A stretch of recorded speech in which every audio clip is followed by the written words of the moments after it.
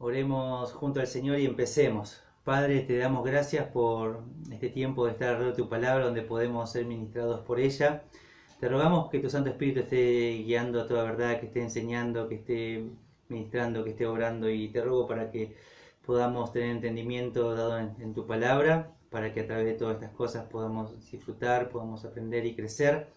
Te ruego para que también las cosas que estamos viendo podamos llevarla a la vida cotidiana y que nos ayude y nos desafíe. Gracias por cada persona que está participando en este momento. Te dejamos todo en tus manos, en el nombre de Jesús. Amén.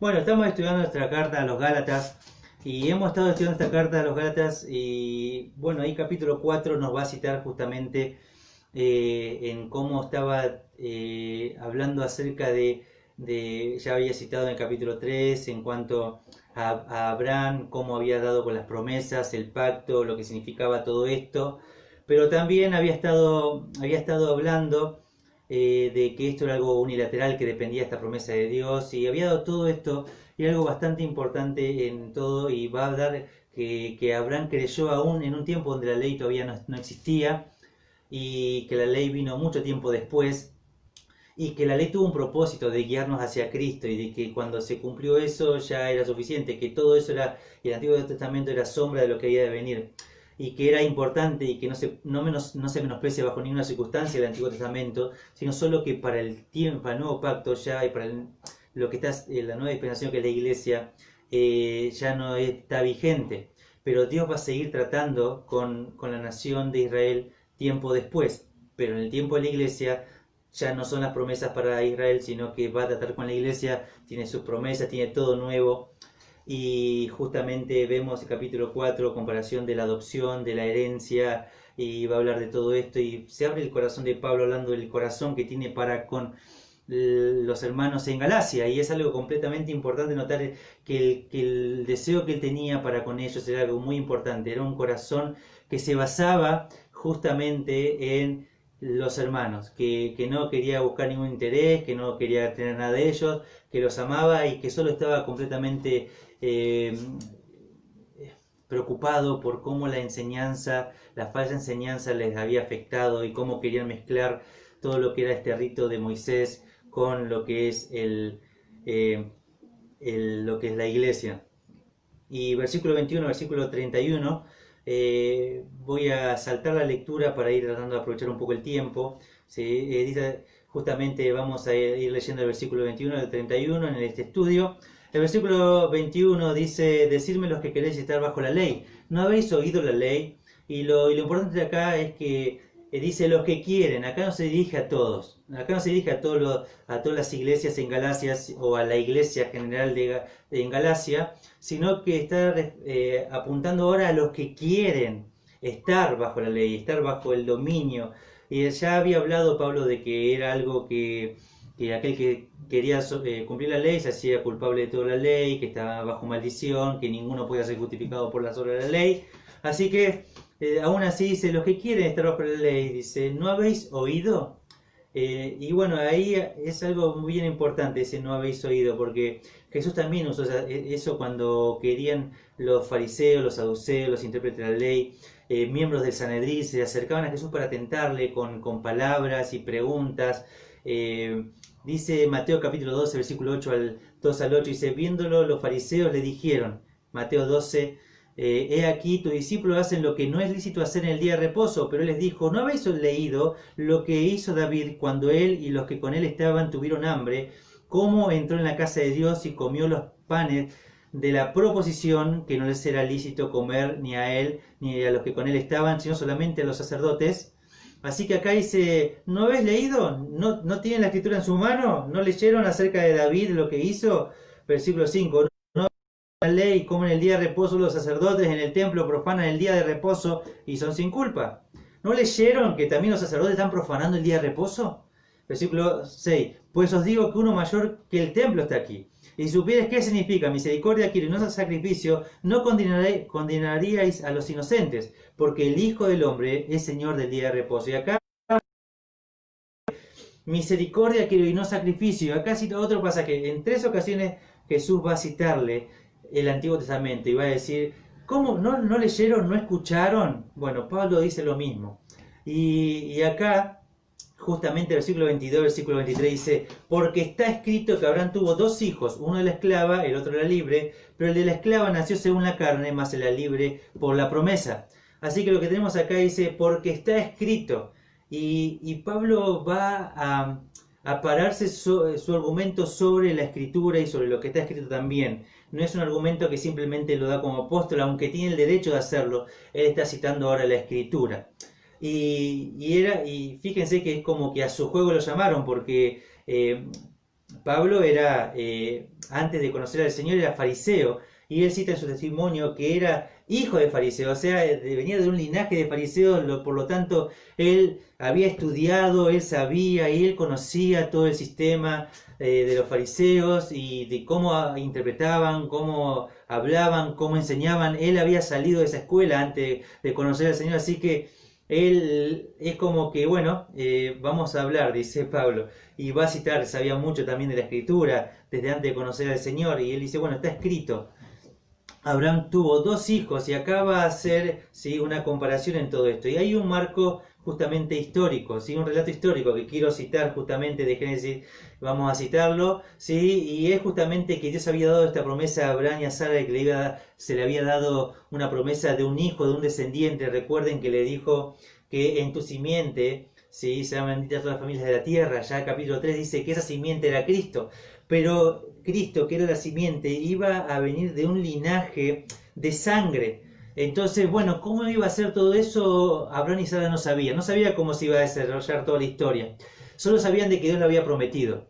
Así que como ellos no sabían cómo era la historia, al pasar el tiempo, sí, al pasar los años, ellos esperaban esta promesa, pero al no cumplirse en el tiempo que ellos esperaban, Sara, hablando con Agar, la esclava, ¿sí?, una esclava egipcia, le va a decir que se llegue a su marido Abraham y que a través de esto tengan un hijo. Y a través de todo esto nace Ismael. Y justamente, realmente vemos todo esto y fue algo premeditado por Abraham, por Sara y por Agar. Pero tiempo después Dios le va a decir que no iba a heredar y que la promesa no era para ese hijo de la esclava, sino que ese hijo era para Sara, como había sido su esposa legítima, y lo va a hacer de algo completo, de una forma completamente maravillosa. Dice Romanos capítulo 4 que ya estaba como ya casi muerto Abraham, era alguien viejo, ellos tenían casi 100 años, y para colmo, ¿sí?, Sara era estéril, nunca habían tenido hijos. Así que estaba por un lado el hecho real de la edad y por otro el hecho de que era estéril. Y solo esto pudo darse de una forma completamente milagrosa. Dios va a obrar de una forma milagrosa de acuerdo a esa promesa que le había dado. Y por eso que le dice, en Isaac te será llamada descendencia. No, la descendencia iba a ser a través de Isaac. Así que Dios va a dar todo esto y algo completamente maravilloso en esta historia. Podemos sacar un montón de enseñanzas, pero es importante quizás mirar y observar una de ellas, que es la que estábamos citando ahí. Es que tanto Abraham como Sara, ¿sí?, no esperaron que Dios cumpliera su promesa. Comenzaron a ayudar a Dios, se impacientaron y comenzaron a ayudar a Dios, y es ahí donde ellos se equivocaron. Es ahí donde hicieron como una conspiración y hablaron juntamente con Agar y tuvieron un hijo con ella, y lo hicieron a su forma, a su manera. Y es algo completamente triste todo esto, porque lo que podemos ver nosotros acá, con lo que podemos mencionar, es algo que muchas veces nos pasa a nosotros. Vemos la escritura y vemos un montón de promesas. Vemos que Dios nos habla de que nos va a sostener, que nos va a proveer, que nos va a consolar, que nos va a fortalecer, que tenemos grandes y gloriosas promesas para nosotros, para sus hijos. Pero muchas veces nosotros nos adelantamos, no esperamos el tiempo de Dios y queremos algo ya, y queremos estudiar algo y ya nos metemos a estudiar, ni le consultamos, queremos comprar y ya compramos, que estamos estudiando, pensando en una carrera y ya nos metemos en esa carrera, ni le hemos consultado, pensamos iniciar en la soltería con una familia, pensamos en un esposo, una esposa, y ya nos adelantamos y no esperamos el tiempo de Dios, no esperamos que Dios guíe y que Dios esté presente y que Dios guíe todas esas cosas, y es ahí donde nos equivocamos. Y quiero animarte, y es un ánimo para mí también un llamado de atención justamente, que tenemos que mirar la historia de Abraham y Sara, y ver que no hay nada mejor que esperar los tiempos de Dios. Porque cuando no esperamos los tiempos de Dios, podemos ver que de esa descendencia que sale a través de Agar, ¿sí?, han sido los enemigos de Dios hasta el tiempo presente. Hasta el tiempo presente son los enemigos de Israel. Y es algo completamente lamentable. ¿Por qué? Porque no esperaron, porque se impacientaron, porque no esperaron la promesa de Dios en el tiempo de Dios. Eclesiastés capítulo 3 dice que Dios le ha hecho todo hermoso y usa esa expresión en su tiempo propicio, en su tiempo oportuno. Y es algo que debemos mirar y nos lleva a depender de Dios, porque nosotros no sabemos y no entendemos muchas cosas. Entonces es el mejor momento para humillarnos delante del trono de la gracia de Dios y acercarnos confiadamente y decirle: no entendemos, Señor, cómo lo vas a hacer, no sabemos cómo va a hacer esto, aquello y lo otro. Te pido sabiduría, te pido que me guíes y que en medio de esta paciencia que tengo que tener, que me enseñes qué cosas tengo que ver y aprender. Así que podemos notar muchísimas aplicaciones de esta historia, ¿no? Y ahí en el versículo 24 dice: la cual es una alegoría, pues estas mujeres son los dos pactos. El uno proviene del monte Sinaí, el cual da hijos para esclavitud. Este es Agar, y dice ahí justamente que es una alegoría, ¿sí?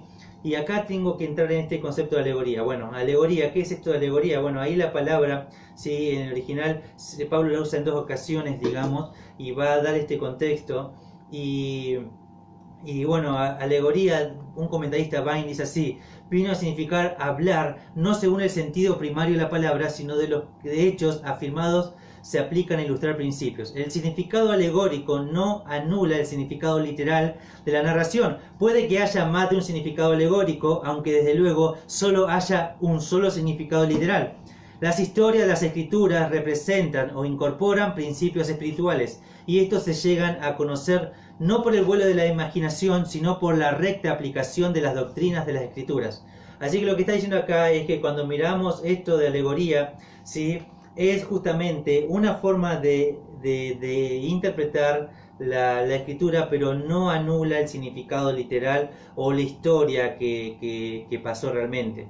Pero podemos ver en otra palabra que se traduce como alegoría en Juan capítulo 10, versículo 6, dice: esta alegoría les dijo Jesús, pero ellos no entendieron lo que les decía.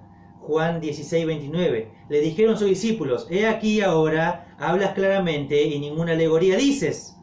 Así que lo que vemos acá es la palabra alegoría traducida en la Reina Valera, pero no es la misma palabra que vemos en Gálatas. ¿Sí? Es otra palabra que se traduce como ilustración enigmática o ficticia, puede ser alegoría, proverbio, otra forma de traducción, ¿sí? Pero más allá, Jesús tampoco en sus enseñanzas dio alegorías del Antiguo Testamento anulando, sino que él dio enseñanza del Antiguo Testamento. No usó alegorías, usó alegorías, parábolas, ¿sí?, ilustraciones, pero nunca anularon nada de contexto de la escritura. Es más, todo el Antiguo Testamento se realza con lo que el Señor Jesús ha dicho del Antiguo Testamento y cita a la ley, a los profetas y a los salmos, ¿sí? Así que lo que tenemos acá es, bueno, ¿qué significa esto de la alegoría? Y bueno, hay algo que pensar: ¿qué es lo que causa la alegoría? Bueno, hay realmente que entender que hay, le he dado a la iglesia un videíto para que pueda mirar de alrededor de 30 minutos donde se habla en cuanto a esto de la alegoría, para que no me sumerja mucho en el tema, ¿sí? Pero justamente trata acerca de que hay una escuela de interpretación alegórica o simbólica, y esta escuela sí se ha metido dentro de la interpretación de la Biblia a través de diferentes religiones, lo utilizan, y algunos también dentro del mundo evangélico, ¿sí? Pero es algo que lleva a quitar justamente el significado de la escritura, y lo lleva justamente a un lugar donde la escritura no está yendo. Voy a citar, por ejemplo, una sola mención es largo el tema, de monografías.com. He sacado este recorte, dice así: antes de proseguir hemos de hacer notar y recalcar la diferencia entre alegoría y alegorización. La alegoría es un medio legítimo usado por algunos autores bíblicos para enseñar. La alegorización es, como vimos, un método de interpretación mediante el cual el intérprete da arbitrariamente a un texto un significado que se aparta completamente del pensamiento y propósito del autor. Es interesante observar que tanto en el Antiguo como en el Nuevo Testamento el uso de la alegoría es más bien limitado. En el Nuevo Testamento, si excluimos el Apocalipsis solamente, Pablo emplea este tipo de lenguaje figurado. Los escritores sagrados casi no utilizan la alegoría en sus exposiciones. Los dos ejemplos más claros se encuentran en la literatura paulina. En 1 Corintios capítulo 9, versículo 9 al 10, Pablo cita una ley acerca de los bueyes, Deuteronomio 25:4, para aplicarla simbólicamente al derecho de los apóstoles de recibir sostén económico. El segundo ejemplo es de Gálatas capítulo 4, versículo 21 al 31, que es el que estábamos estudiando en la carta. Así que lo que tenemos acá es que hay una escuela de interpretación alegórica y que les lleva a cualquiera de estas personas a sumergirse en temas bastante lejos de lo que la Escritura dice. Es algo que es bastante lamentable este método de interpretación, porque lleva a un punto donde la Biblia no está yendo. El método que entendemos nosotros es el método de interpretación literal. Y cuando hablamos de literal estamos hablando de respetar la gramática dada en cada contexto. Cuando decimos y nosotros creemos que la Escritura es inspirada por Dios y creemos que toda la Escritura o cada palabra es inspirada por Dios, estamos diciendo que cada palabra que se encuentra en nuestra Biblia está inspirada por el Espíritu Santo de Dios para nosotros. ¿Para qué o con qué sería que Dios nos daría cada palabra inspirada si no tendría ningún significado? Entonces por eso que nosotros estudiamos palabras a veces del original, ya sea en el hebreo, en el arameo, en el griego. Por eso estudiamos y respetamos si es algo, está dentro de algo histórico o si está dentro de un marco poético como Salmos, y respetamos las leyes que la poesía proclama y respetamos todas estas cosas. Y cuando hay alegoría, respetamos la alegoría, y cuando hay parábola, respetamos la parábola, y ese es el sentido literal, tal cual está dado, porque Dios nos habló y usó nuestro idioma, las palabras que se ha dado para nosotros. Entonces Dios mismo respetó, ¿por qué nosotros no lo respetaríamos? Ahora fíjense, estaba viendo hace unas semanas atrás, antes de estar estudiando este tema, acerca de un pastor que realmente evangélico, que estaba planteando justamente acerca de que tanto Dios en el Antiguo como en el Nuevo Testamento, ¿sí?,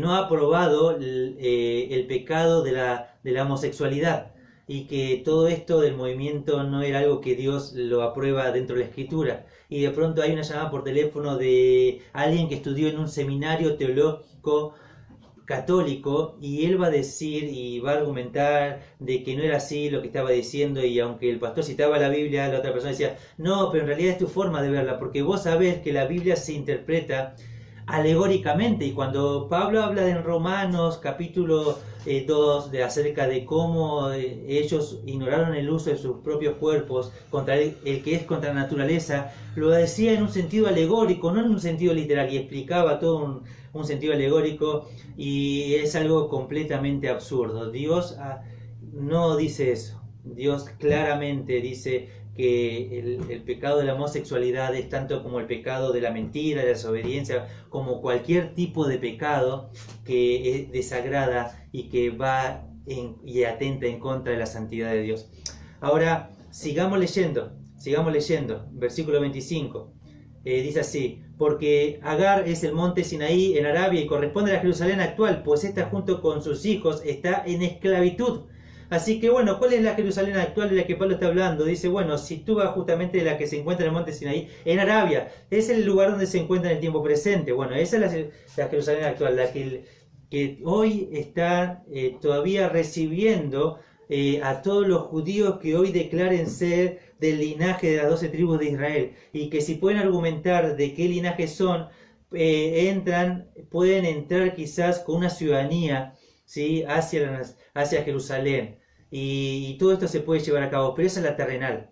Y bueno, todos quieren volver, todo judío quiere volver a esta ciudad, porque hay muchas promesas que Dios ha dado en el Antiguo Testamento sobre una restauración gloriosa de la nación de Israel y de un imperio, perdón, de un reino mesiánico completamente maravilloso. Entonces el pueblo judío hasta el día de hoy quiere volver hacia este lugar. Pero justamente, ¿quiénes corresponden a esta Jerusalén actual? Bueno, todos aquellos descendientes de Abraham que no han creído en Jesús como Dios y como Mesías.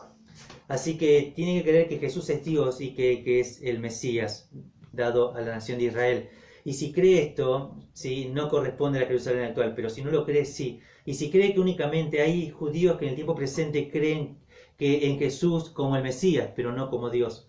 Bueno, si ellos no han reconocido en un momento de que es Dios, realmente pertenecen a Jerusalén actual.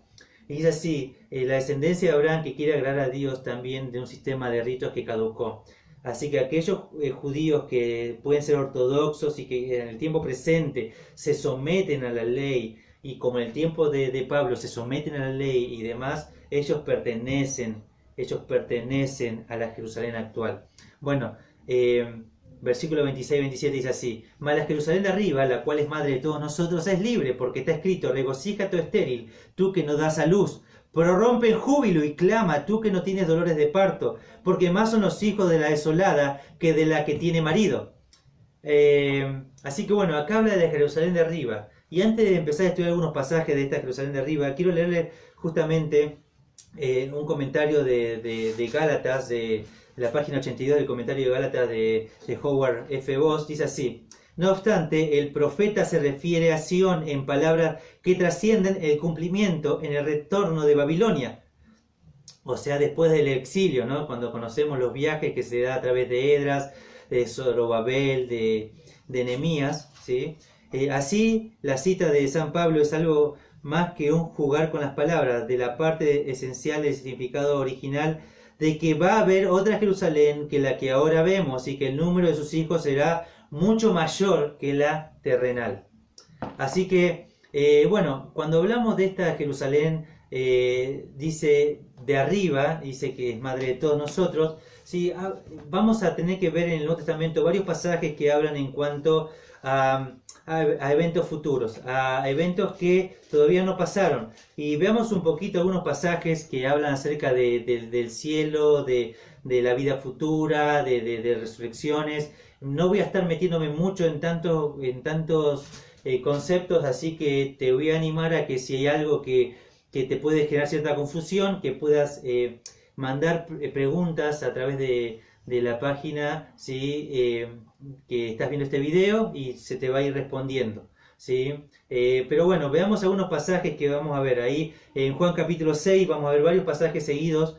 No vamos a detenernos en cada uno mucho, simplemente leerlos y ver lo que el pasaje nos dice. Juan 6:40 dice así: y esta es la voluntad del que me ha enviado, que todo aquel que ve al Hijo y cree en Él tenga vida eterna, y yo le resucitaré en el día postrero. Lo que Jesús está diciendo acá es que justamente toda aquella persona que crea en Jesús, que Jesús es el Hijo de Dios, va a tener vida eterna.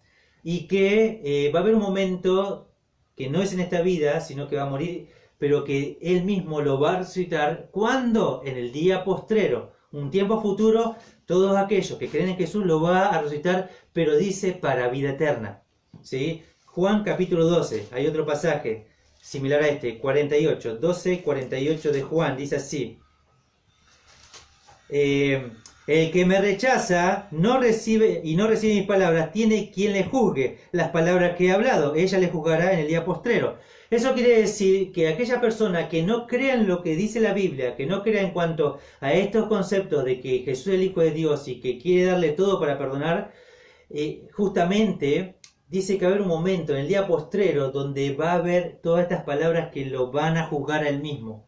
Porque el Hijo de Dios no vino para condenar al mundo, sino para que el mundo sea salvo por él. Lo cual quiero decirte, estimado oyente, que Dios quiere darte el perdón de tus pecados, la vida eterna. Y Él ha dado todo para que vos puedas ser salvo. Solamente te ha dado la posibilidad de que creas, creyendo en este evangelio glorioso, en el cual no podés ser salvo por buenas obras, porque no por obras para que nadie se gloríe. Y dice que nos salvó no por obras de justicia que nosotros hubiésemos hecho, sino por su misericordia. Así que realmente nosotros no podemos ser salvos por las obras, sino solamente por creer en Jesucristo, el Hijo de Dios. Y creyendo, ¿sí?, en Jesucristo, el Hijo de Dios, podemos, ¿sí?, tener vida eterna. Ahora, si vos no crees esta verdad que el Evangelio te presenta de un Cristo que vivió, murió, resucitó y que está dispuesto a perdonarte y limpiarte de todos tus pecados, si vos te rehusás a creer en el unigénito Hijo de Dios, ya has sido condenado. Y las mismas palabras te van a condenar.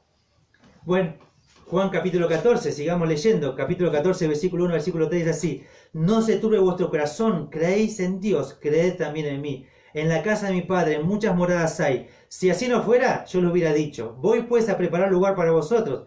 Y si me fuere y os prepararé el lugar, vendré otra vez y os tomaré a mí mismo, para que donde yo estoy, vosotros también estéis. Así que lo que Jesús está tratando de consolar a sus discípulos. Lo quiere consolar porque sabían que era la última cena en la que estaban participando y sabían que él iba a ser entregado y que iba a ser contado con pecadores, y él le había contado acerca de todo esto y les dice justamente que no se angustie su corazón. Si creen en Dios, tienen que creer también en Él. Y que dice que va a ir a la casa del Padre.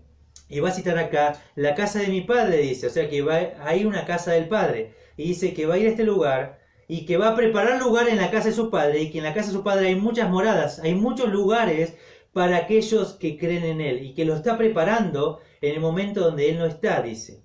Pero dice, luego va a venir y va a llevar, dice, y os tomaré a mí mismo y os llevaré, dice, justamente, y nos va a llevar y vamos a estar con Él, ¿sí?, donde Él está en ese momento. Así que nos habla de la casa de su Padre, la casa del Padre, nos habla de muchas moradas, ¿sí?, y que está preparando lugar. ¿Cuándo? Ahora, en este 2020 lo está preparando, en este tiempo presente está preparando lugar para nosotros. Sí, es algo que tiene que animar nuestro corazón, que Él está preparando un lugar para nosotros. Segunda de los Corintios capítulo 5, vamos a ver otro pasaje ahí. Segunda de los Corintios capítulo 5, habla justamente de capítulo anterior, capítulo 4, habla sobre el cuerpo, cómo se va desgastando, y luego va a hablar de que eso llega a su fin, pero que Dios está preparando otro cuerpo en otro lugar en el cielo. Versículo 1, segundo de los Corintios capítulo 5, versículo 1 dice así: porque sabemos que si nuestra morada terrestre, este tabernáculo, se deshiciere, tenemos de Dios un edificio, una casa no hecha de manos, eterna en los cielos. O sea que nos habla de una eternidad y que la vamos a pasar en los cielos, dice ahí justamente este pasaje. Filipenses capítulo 3, vamos a ver un pasaje muy conocido de Filipenses capítulo 3, versículos 20 y 21, dice: mas nuestra ciudadanía está en los cielos, de donde también esperamos al Salvador, al Señor Jesucristo, el cual transformará el cuerpo de la humillación nuestra para que sea semejante al cuerpo de la gloria suya,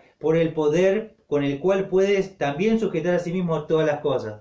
Y lo que dice acá la iglesia ubicada en Filipos es que hay una ciudadanía que estamos esperando, que está, ¿dónde? En los cielos. Nuestra ciudadanía está en los cielos. Y que ahí estamos esperando que venga el Salvador, o sea, que venga a tomarnos, como dice Juan 14, y dice, cuando venga nos va a transformar nuestro cuerpo de una humillación nuestra, y que lo va a transformar y nos va a dar unos cuerpos semejantes al cuerpo de la gloria suya, cuerpos parecidos al suyo, ¿sí?, como lo que vemos en la resurrección de Cristo, un cuerpo semejante a ese, un cuerpo nuevo, no igual al nuestro de ahora, compuesto de otra forma. Lo hemos hablado en otros estudios en segunda a los tesalonicenses. Bueno, primera a los tesalonicenses capítulo 4 vamos a leer hablando de cómo toma eso que decía en Juan 14 que iba a tomar a sí mismo.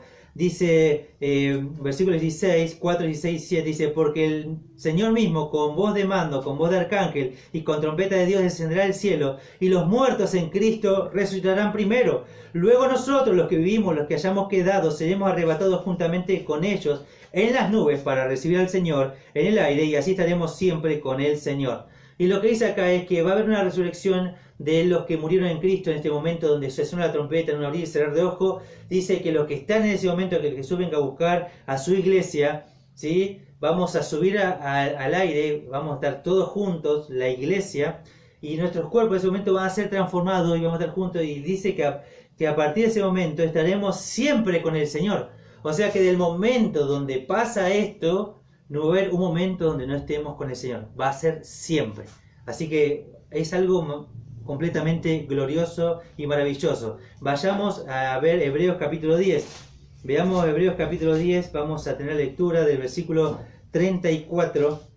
Dice así: porque de los presos también os compadeciste y el despojo de vuestros bienes sufriste con gozo, sabiendo que tenéis en vosotros una mejor y perdurable herencia en los cielos. Así que nos habla de que tenemos una herencia, ¿dónde? Acá no, en los cielos. Vamos a ver paralelo a este, primera de Pedro, ¿sí? Capítulo 1, versículo 4, versículo 5. Dice así: para una herencia incorruptible, incontaminada e inmarcesible, reservada en los cielos para vosotros. O sea que hay una herencia que está reservada para nosotros. Efesios capítulo 1 iría en los lugares celestiales.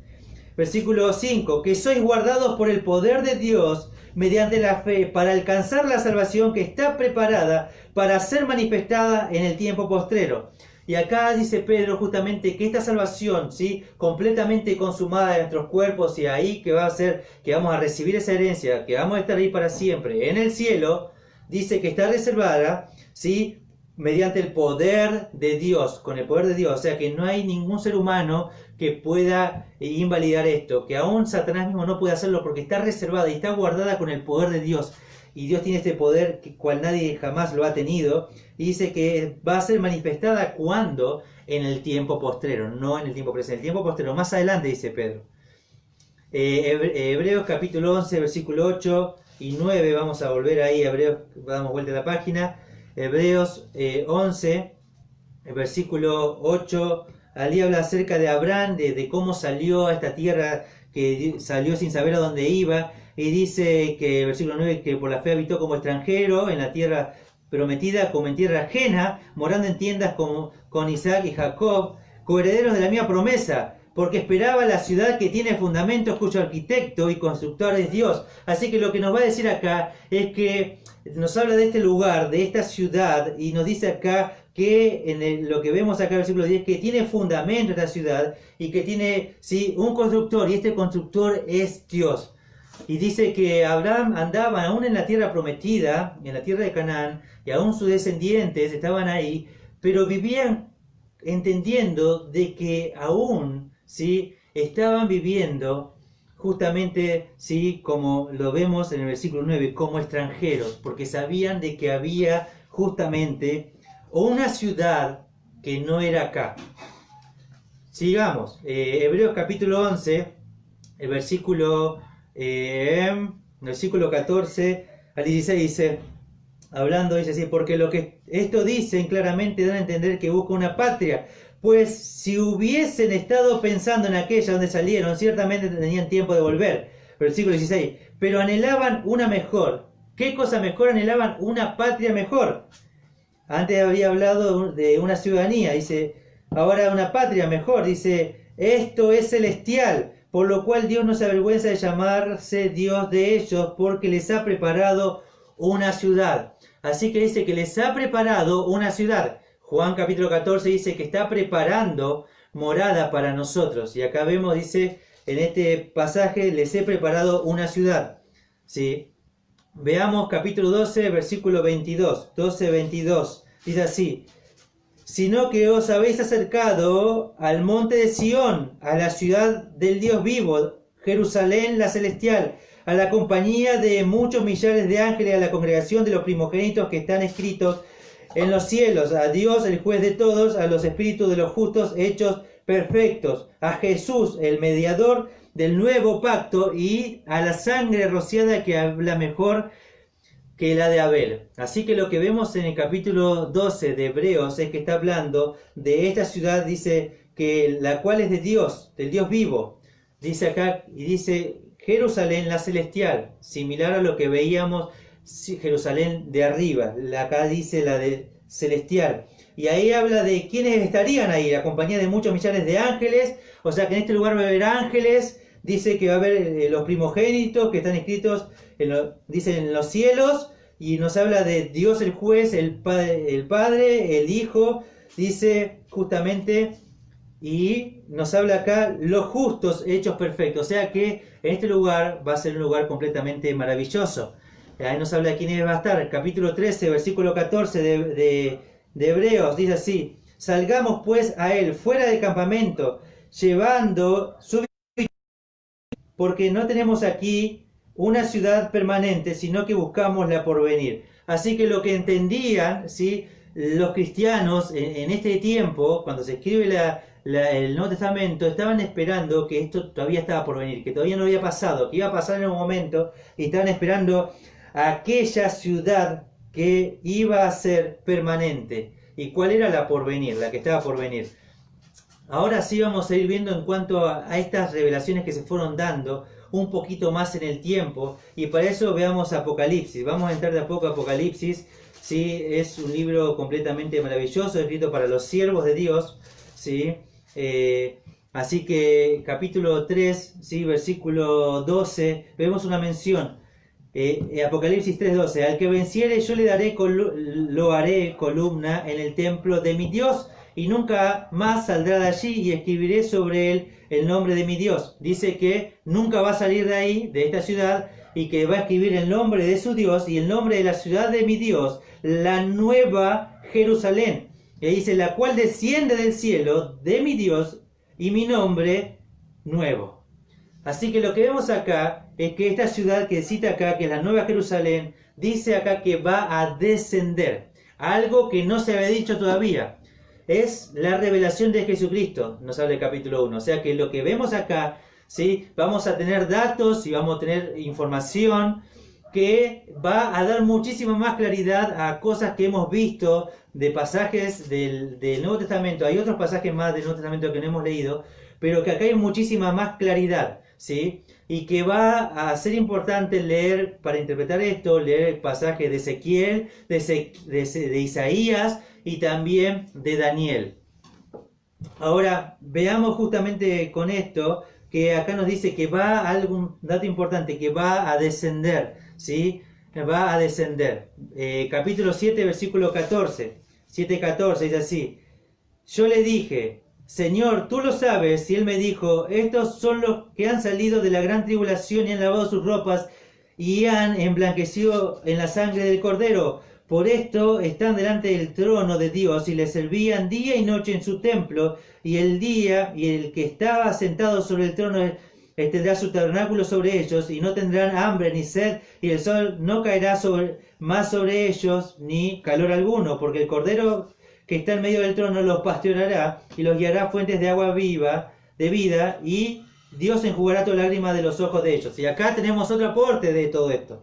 Acá en Juan capítulo 7 vemos justamente que dice que en el periodo de la gran tribulación, ¿sí? Y acá estamos hablando de un tiempo de juicio. En el momento que Jesús viene a tomar a su iglesia, no voy a meterme en todo ese concepto de la última semana de Daniel capítulo 9, la 70 semana, justamente se va a llevar a cabo un tiempo de juicios, un tiempo donde ya la iglesia es tomado, entendimos, ya hemos explicado en estudios anteriores de que nosotros somos pretribulacionistas, que la iglesia es tomada antes de la tribulación, ¿sí? Y que ahí viene una serie de juicios y que Dios va a juzgar a las naciones y va a comenzar a hacer todo esto. Va a haber muchos milagros, va a haber ángeles actuando, va a haber un tiempo donde va a haber mucha ira derramada de Dios en cuanto de todos aquellos que se rehusaron a creer en el Hijo, y por lo tanto va a haber un tiempo de juicio sobre la humanidad y Dios va a tratar con la nación de Israel, ¿sí? Y va a ser un tiempo de duración de 7 años. Y hemos hablado acerca de que de la mitad se conoce como la tribulación, hablando de Mateo capítulo 24, capítulo 25, pero también después se conoce de la gran tribulación. Así que en la gran tribulación, lo que vemos acá, dice que en el periodo de la gran tribulación, simultáneamente en el cielo, algo que en la tierra no se ve, que está pasando acá, cita Juan, dice que han salido de la gran tribulación, pero ahí el verbo en el original no es que han salido como en tiempo pasado, como que pasó la gran tribulación, sino que está en el tiempo presente, como que están saliendo de la gran tribulación. O sea que en el momento que están saliendo de la gran tribulación, en el momento que están muriendo a partir de los 3 años y medio de la gran tribulación, empiezan a entregar sus vidas por Jesucristo cuando están predicando el Evangelio del Reino, en ese periodo de tiempo ellos mueren por el anticristo y está el falso profeta ahí y demás, y se encuentran ahí y van a matar a los 144.000. Dice que judíos, y en ese periodo en el cielo van a ir apareciendo en el cielo, y va a citar este contexto: y han lavado sus ropas y han emblanquecido en la sangre del Cordero, y ahí menciona todo lo que hasta dice, y ya no van a tener ser jamás, y le van a servir día y noche, y hay datos de que no es que no vamos a hacer nada en el cielo, sí que vamos a hacer cosas en el cielo, sí que va a haber algo que hacer. Dice acá, este pasaje, que les servían día y noche. Vamos a seguir viendo que no va a haber día y noche, pero es una expresión, una idea de que todo el tiempo en la eternidad le vamos a estar sirviendo. Así que no va a haber tiempo para el aburrimiento, así que no nos vamos a aburrir en la eternidad. Vamos a seguir sirviendo a Dios como lo hacemos hoy, pero de una forma glorificada. Así que veamos, ¿sí? Sigamos leyendo, ¿sí? Capítulo 14 de Apocalipsis, capítulo 14. Versículo 1 al 3 dice, después miré y he aquí el Cordero estaba en pie sobre el monte de Sión, ¿sí? Y con él 144.000 que tenían el nombre de él y el de su padre escrito en su frente. Y oí una voz del cielo como estruendo de muchas aguas y como sonido de gran trueno, y la voz que oí era como de arpistas que tocaban sus arpas y cantaban un cántico nuevo delante del trono y delante de los cuatro seres vivientes y de los ancianos, y nadie podía aprender el cántico sino aquellos 144.000 que fueron redimidos entre los de la tierra. Así que hay un cántico que únicamente lo van a estar diciendo los 144.000 redimidos durante el tiempo de la tribulación, tiempo que todavía no ha pasado, ¿sí? Los testigos que han tomado este pasaje de acá para hablar de 144.000 y ellos hablan de todo eso, pero nada que ver. La escritura habla acerca de que estos 144.000 judíos pertenecen a las 12 tribus de Israel por linaje, descendencia, ¿sí? Que son sellados y que van a predicar el evangelio del reino en un tiempo de juicio sobre el mundo entero, ¿sí? Donde mucho se va a ver, ¿sí? Satanás trabajando en una forma bastante importante. Pero después de todo esto tenemos Juan nos va a hablar en capítulo 20, ¿sí?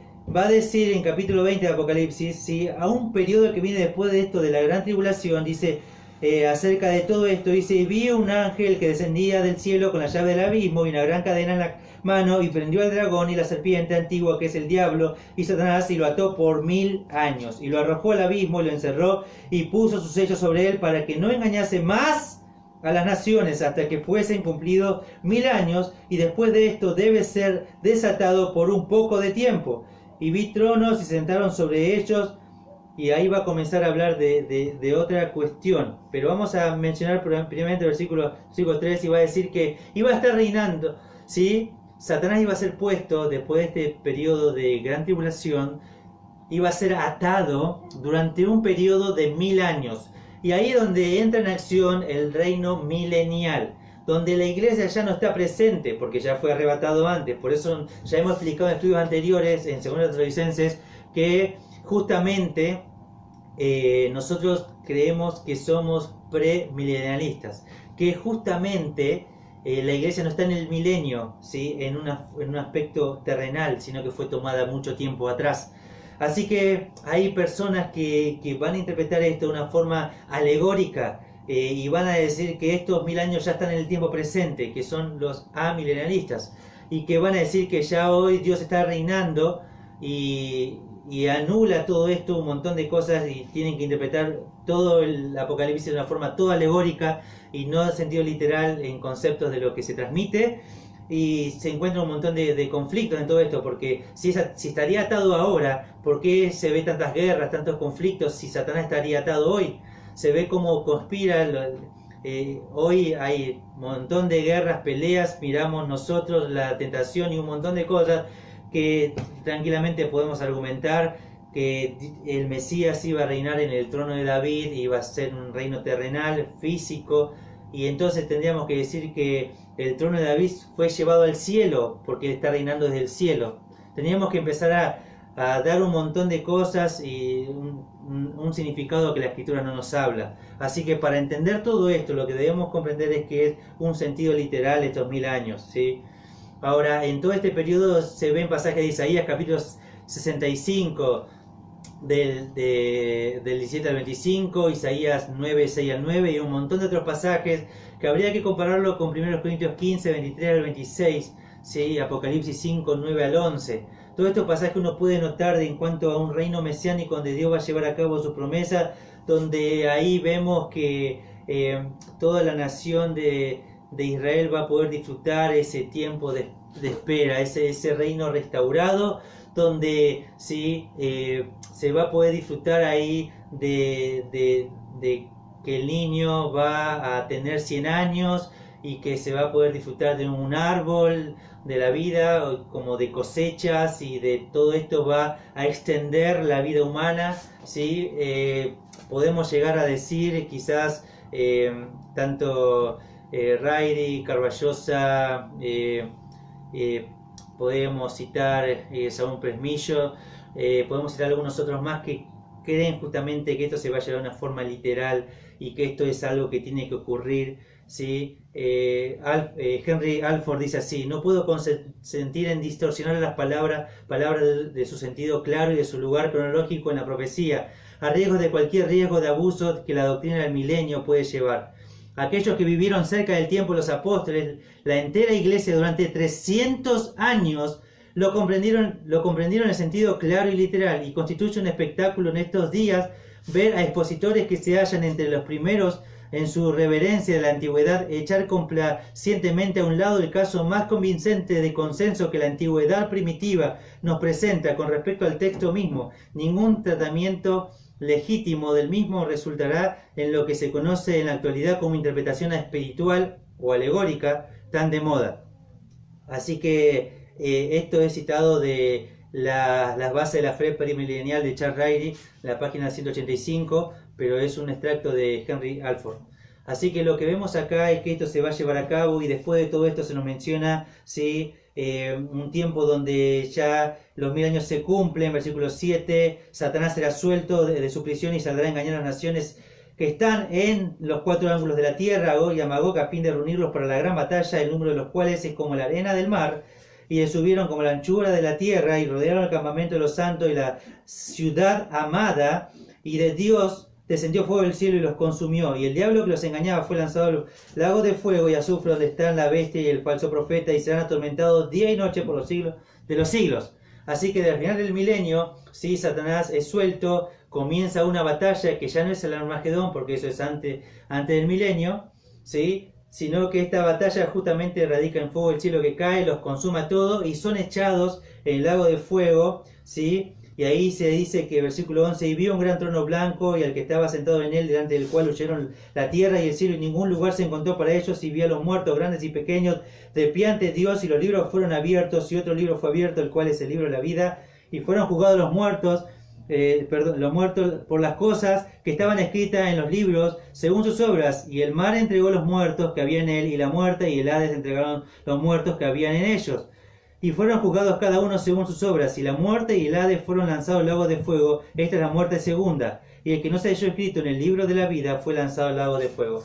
Y déjame decirte que hay un tiempo donde se conoce como el gran trono blanco, después del milenio, y que es algo real, literal, y que va a pasar, y que todos aquellos que rehusaron a creer en el Hijo, segunda a los Tesalonicenses capítulo 1 habla acerca de esto, que lo peor que lo peor que le puede pasar a la humanidad es estar toda una eternidad lejos de aquel que ha hecho todo por salvarlos, y se rehusaron a obedecer el Evangelio, y por esa razón son echados al lago de fuego, que es conocido como el infierno, y acá se lo llama la muerte segunda, pero es una muerte eterna, es un sufrimiento eterno que van a pasar junto con Satanás, con sus ángeles y demás. Y al pasar todo esto que pasa, hay un evento que sigue en el calendario de Dios. Capítulo 21 y capítulo 2 nos habla justamente de un momento, ¿sí? Ya no de juicio, ya no de todas cosas difíciles, duras para la humanidad, sino algo que nos va a traer consuelo y que nos va a animar a nosotros y nos va a llevar a decir, wow, yo quiero estar ahí. Y dice, vi un cielo nuevo y una nueva tierra, porque el primer cielo y la primera tierra pasaron y el mar ya no existía más.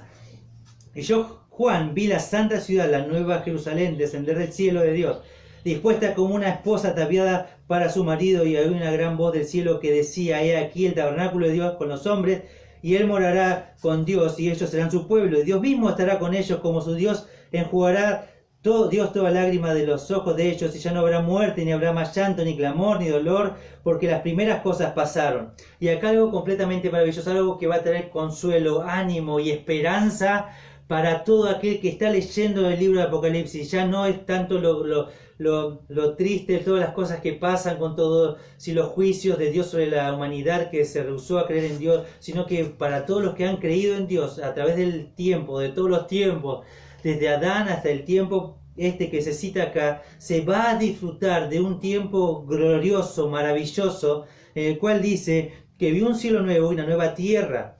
Y acá sí, hay, por ejemplo, con esto, hay algunos que piensan que no va a ser como se menciona en segunda de Pedro, capítulo 3, que habla acerca de una destrucción por medio del fuego. No piensa que se va a destruir completamente todo este mundo, sino que va a haber como un rejuvenecimiento, y este tipo de pensamiento, sí lo menciono algunos, William Hendrickson, John Piper, Anthony Hoffman, Randy Harcourt, el doctor David Jeremiah. Bueno, ellos creen justamente que en realidad la tierra como que va a ser restaurada y va a ser nueva en comparación a la vieja, en todo se va a hacer una limpieza, una purificación por medio del fuego, y no se va a destruir completamente los cielos y la tierra nueva creada. ¿Sí? Ahora, nosotros creemos justamente que realmente cuando habla acá de vi un cielo nuevo, una tierra nueva, sí, que esto se lleva de esta forma, que se va a destruir completamente los cielos y la tierra existentes, y que a través de todo esto se va a dar un suelo nuevo y una nueva tierra, y que cambia todo, ¿sí? Y cuando dice ahí, porque el primer cielo y la primera tierra pasaron y el mar ya no existía más, ¿sí? Cuando pensamos en esto, aún tanto la otra posición como la que estoy planteando, en la cual también Matías Buldain y otros más, si creemos, si puedo citar a quizás a Samuel Pérez Millo y otros más, sí, a Daniel Bell y demás, sí, podemos citar a Marcelo Llave y otros, sí, que justamente coincidimos en este punto también de que el mar no existía más, porque ya la tierra no va a ser igual, y que no va a basarse la vida humana, ¿sí? Porque los cuerpos tampoco van a necesitar del agua como son cuerpos glorificados, ya no necesitan, y ya es todo completamente diferente, tanto en los cuerpos glorificados como en una tierra completamente nueva. Dice: yo, Juan, vi la santa ciudad, la nueva Jerusalén, descender del cielo. Así que lo que dice acá, que en esta nueva tierra, en estos cielos nuevos, dice que va a descender la nueva Jerusalén, ¿sí? Acá dice descendiendo sobre la tierra, y es completamente maravilloso ver todo esto. Y dice que en ese momento, sí, va a decirse justamente que he aquí el tabernáculo de Dios con los hombres, y Él morará con ellos, y ellos serán su pueblo, y Dios mismo estará con ellos como su Dios. O sea que es algo completamente maravilloso, y que trae muchísimo consuelo entender justamente de que nosotros, lo que hemos creído en Él a través de todos los tiempos, ¿sí? Vamos a disfrutar de un tiempo de estar con Dios, y que ya en el milenio ya haber un pleno conocimiento de Dios, ¿sí? Pero acá de una forma completamente diferente y mayor en su esplendor, en su gloria, ¿sí? Y lo que podemos ver, ¿sí? Es que vamos a disfrutar de una relación completamente, sí, maravillosa, que aún antes que la palabra esté en nuestra boca, ella la va a saber, y que no vamos a necesidad de estar orando como en el tiempo presente. Hoy oramos para llegar al trono de Dios por medio de Jesucristo en oración, pero en ese tiempo no va a haber necesidad de orar, porque antes de que esté en nuestra boca, Él ya lo va a responder, Él ya lo va a saber, Él ya lo va a conceder. Así que ya no va a haber necesidad de todo eso. Y se comienza a describir, ¿sí? De que ya no va a haber muerte, y como no conocemos nosotros, y MacArthur habla acerca de esto, dice, no, claro, en toda esta explicación se va a llevar a algo que es completamente maravilloso. Dice, ¿cómo se va a explicar de algo que no conocemos a través de lo que conocemos? ¿Qué es lo que conocemos? La vida está ligada con la muerte, con el llanto, con el clamor, con el dolor, y lo que se nos lleva a decir es que nada de esas cosas que están relacionadas con el pecado y con todo la vieja tierra, y con la vieja vida, ya no existirán más, ya no habrá memoria de eso. Vamos a estar en un lugar completamente nuevo, donde todas esas cosas no va a haber lugar. Así que no va a haber necesidad de llanto ahí, porque el llanto está relacionado al pecado, al dolor, al sufrimiento. Así que no va a haber nada de eso en el cielo. No va a haber angustia, no va a haber nada. Solo vamos a disfrutar de tantas cosas, y comienza a decirse, ¿sí?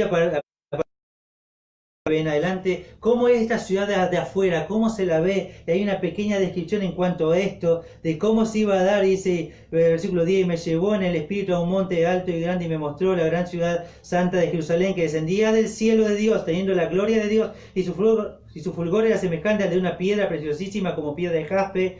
Dice, y ahí comienza a dar ciertas comparaciones. El versículo 12, tenía un muro grande y alto de 12 puertas, y comienza a describir los muros, y comienza el versículo 14, cómo eran estos muros, y completamente maravilloso mirar desde afuera.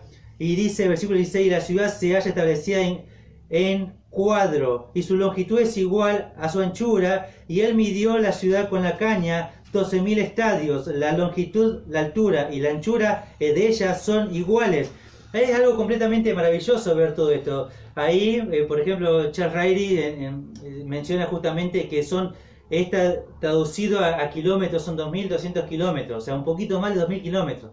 Y si podíamos citar esta longitud, desde, por ejemplo, de acá, de Pontevedra, de acá de Buenos Aires, hacia ¿sí? Un lugar que podemos llegar a decir nosotros como Puerto Deseado en Santa Cruz, que tiene, yendo por auto, 2.000 kilómetros, dice que habrá una distancia de eso, ¿sí?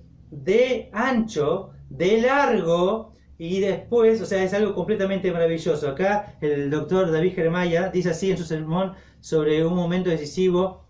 Él está hablando de la ciudad celestial, y él va a citar a un predicador llamado F.W. Borjan del siglo XIX, que él estaba hablando con un ingeniero australiano que pertenecía a su congregación llamado Tanes. Era un ingeniero y él se pudo hacer todos estos datos, y dice así: ¿alguna vez has pensado el tamaño de la ciudad que ha preparado? Vaya sorprendente, dijo, es pasmoso y le gana a todo lo que he oído. Juan dice que cada una de las murallas de la ciudad tiene 12.000 estadios. Ahora, si uno hace los cálculos y saca su libreta de apuntes, se puede tener la idea que cada una de las murallas de esta ciudad cúbica, ¿sí? Cada una tiene más de 2.000 kilómetros por lado. Arroja que la ciudad tiene más de 4,5 millones cuadrados, y solo eso es el primer piso. ¿Ha oído esto alguna vez? He estado revisando el asunto de la población, e incluso más maravilloso.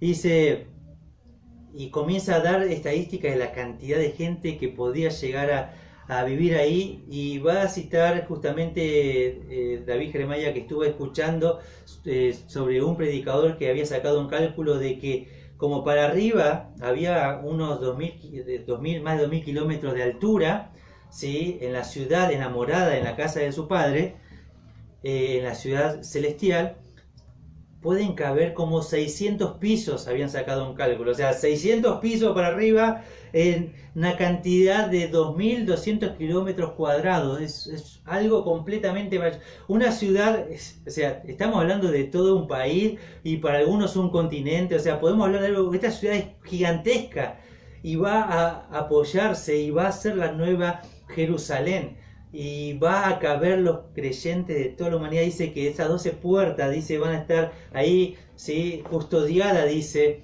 por ángeles, las 12 puertas. Pero bueno, Carballosa menciona que no es el concepto de los ángeles custodiando, sino como anfitriones recibiendo a todos aquellos que vienen a esta santa ciudad, ¿sí? Así que es algún tiempo completamente maravilloso, y comienza a describir todo por fuera, y luego comienza a describir la ciudad por dentro. El capítulo 22, versículo 1 dice: después me mostró un río limpio de agua de vida, resplandeciente como cristal, que salía del trono de Dios y del Cordero, en medio de la calle de la ciudad, y a uno que estaba del otro lado del río estaba el árbol de la vida, que produce 12 frutos, dando cada uno su fruto, y las hojas del árbol eran para la sanidad de las naciones, y no habrá más maldición, y el trono de Dios y el Cordero estará en ella, y sus siervos le servirán, y verán su rostro, y su nombre estará escrito en sus frentes.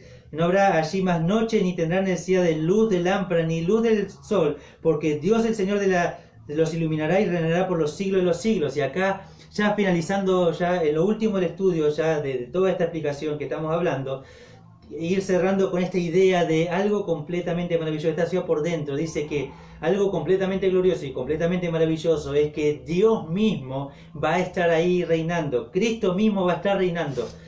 Va a estar reinando el Cordero, va a estar reinando ahí, y todos, dice ahí, versículo 4, verán su rostro, todos veremos su rostro, y estará su nombre escrito en nuestras frentes. Así que todos nosotros vamos a ver el Cordero. No vamos a ver a Dios el Hijo, a Dios el Espíritu Santo, no vamos a ver a Dios el Padre. Solo vamos a ver a Dios el Hijo, ¿sí? Porque Él es la imagen mía, sustancia, digamos. Él es la revelación, ¿sí? Entonces, de Dios mismo. Así que justamente lo que vamos a ver por toda la eternidad, ¿sí? En adoración es a Dios el Hijo, ¿sí? Carballosa plantea y hace cierta acotación a este tema también, diciendo con que no hay ningún problema en todo esto porque la Escritura nos habla de que Él es la manifestación de Dios mismo. Y la adoraremos, ¿sí? Por la eternidad y estaremos juntamente con Él. Dice no haber necesidad de sol ni de luna. Todo, ¿sí? En el cielo nuevo y la tierra nueva no va a haber ya un sistema que va a depender, como dijimos, de las aguas, como es en el tiempo presente. Tampoco el sistema hoy dependemos del sol. No va a haber necesidad de sol. Es más, Peresmillo dice justamente que si se va a hablar de justamente el sol, se vería quizás como algo oscuro en comparación a cómo se va a ver la gloria del Hijo de Dios alumbrando en la ciudad celestial. Y algo completamente maravilloso, es algo que Dios ha preparado para los que le aman, y es algo completamente que Dios nos ha prometido, gloriosas promesas, y vemos todo esto, y ahí nos habla de cómo va a haber un río, así como en el Edén lo hubo, ¿sí? Los 4 ríos que hubo en el Edén, así también lo va a haber acá. Se habla de un solo río, se nos habla de una sola calle de oro que va a recorrer toda la ciudad, se nos habla de del árbol, las hojas del árbol, ¿sí? Que eran para la sanidad, tiene que ver con la salud, con el deleite, con el provecho, ¿sí? Porque no hay necesidad de todas las cosas que son relacionadas al pecado, o sea que no teníamos necesidad de ser sanos de nada, sino de salud, de disfrute, ¿sí? Y acá nos dice este pasaje de que dando cada mes su fruto, y que cada mes se va a disfrutar de todo esto, ¿sí? Así que va a ser un tiempo glorioso y maravilloso, y es algo para considerar, ¿sí? Y déjame decirte, si vos que estás escuchando este estudio y vos realmente todavía no puedes entrar a esta nueva ciudad, a la ciudad de Dios, déjame decirte lo que dice el capítulo 21, ¿por qué no entraría a esta ciudad?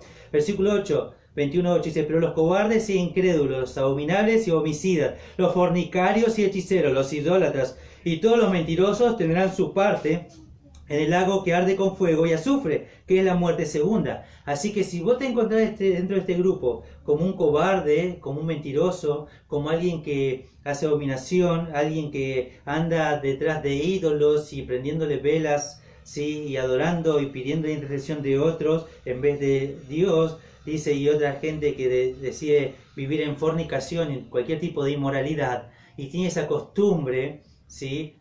No va a entrar a este lugar. No es necesariamente que alguien no haya cometido esto, sino que la vida de esta persona se vea reflejado con esto, que esto sea su estilo de vida.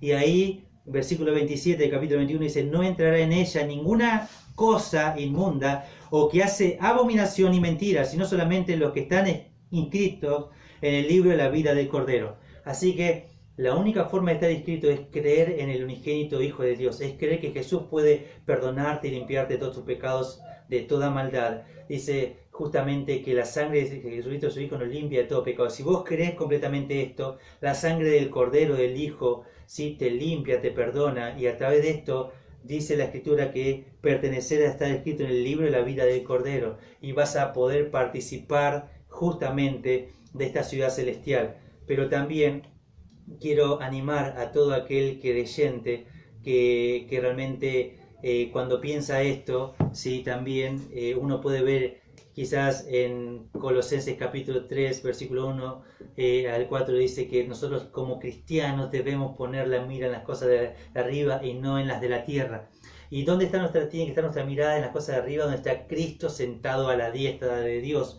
O sea que nuestra mirada tiene que estar ahí. Hermanos, hermanas, hoy tenemos que estar con nuestra mira en las cosas de arriba y no en las de la tierra. aún en este tiempo de cuarentena, aprovechemos el tiempo en buscar al Señor, en glorificarle, en amarle, en dar a conocer su nombre, en a través de las redes compartir, comunicar. Hay oportunidades en este tiempo de compartir el Evangelio, no la desaprovechemos porque tenemos que tener puesta la mirada en las cosas de arriba y tenemos que nosotros pensar que tenemos que hacer tesoros en los cielos, ¿sí?